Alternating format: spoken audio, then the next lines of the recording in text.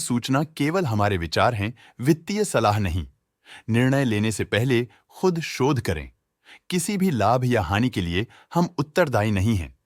HDFC life insurance company ने अपने नई शेयर होल्डिंग रिपोर्ट्स रिलीज की हैं, जो फाइनेंशियल ईयर के क्वार्टर और पहले हाफ को कवर करता है, जो जून 2024 के 30 तक चलता है। ये रिपोर्ट कंपनी के शेयर्स की डिटेल्ड जानकारी देता है, जिसमें promoters, promoter groups, foreign investors, public investors और सरकारी एंटिटीज शामिल हैं।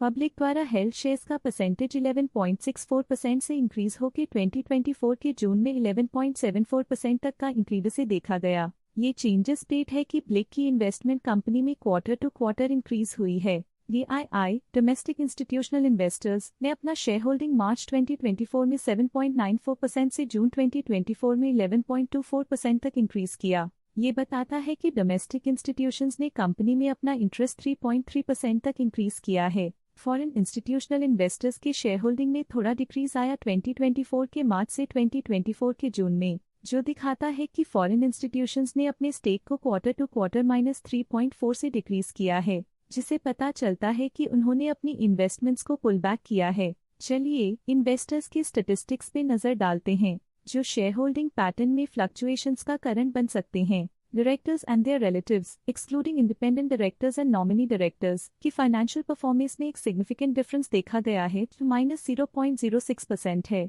लेटेस्ट क्वार्टर में म्यूचुअल फंड स्लैश ने स्टेक होल्डिंग में इंक्रीज देखा, जिसमें 3.54% का अपटेक देखा गया। लेटेस्ट क्वार्टर में SBI म्यूचुअल फंड ने स्टेक होल्डिंग में इंक्रीज देखा, जिसमें 0.12% का अपटेक देखा गया। लेटेस्ट क्वार्टर में ऑल्टरनेट इन्वेस्टमेंट फंड्स ने स्टेक होल्डिंग में इंक्रीज देखा, जिसमें 0.02% का अपटेक देखा गया। लेटेस्ट क्वार्टर में बैंक्स ने स्टेक होल्डिंग में इंक्रीज देखा, जिसमें 0.02% का अपटेक देखा गया। लेटेस्ट क्वार्टर में इंश्योरेंस कंपनीज ने स्टेक होल्डिंग में इंक्रीज देखा, जिसमें 0.11% का अपटेक देखा गया। Provident fund slash pension funds ने अपने हिस्से को पिछले क्वार्टर में 0.49% से डिक्रीज करके 0.11% पे ले आए हैं। ये कंसेक्यूटिव क्वार्टर्स में -0.38% स्टेक्स डिफरेंस दिखाता है। Nippon life India mutual fund current quarter में 1.1% शेयर्स के साथ कंपनी में एंटर किया, जबकि प्रीवियस क्वार्टर में उनके पास 0% शेयर्स थे।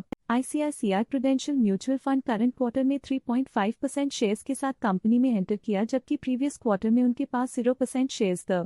Stake holding foreign portfolio investors category I के लिए पिछले क्वार्टर के मुकाबले में -3.24% से डिक्रीज हो गई। Stake holding government of Singapore के लिए पिछले क्वार्टर के मुकाबले में -0.04% से डिक्रीज हो गई। Stake holding foreign portfolio investors category 2 के लिए पिछले क्वार्टर के मुकाबले में -0.16% से डिक्रीज हो गई। कैमस इन्वेस्टमेंट प्राइवेट लिमिटेड के पास प्रीवियस वी क्वार्टर में 0 अमाउंट ऑफ शेयर्स थे, लेकिन करंट क्वार्टर में 1.7% शेयर्स ओन करते हैं।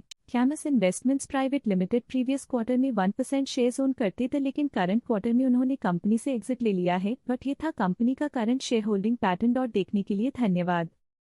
स्टॉक लेटेस्ट न्यूज अपडेट के लिए चैनल को सब्सक्राइब करें और वीडियो को लाइक एंड शेयर करें।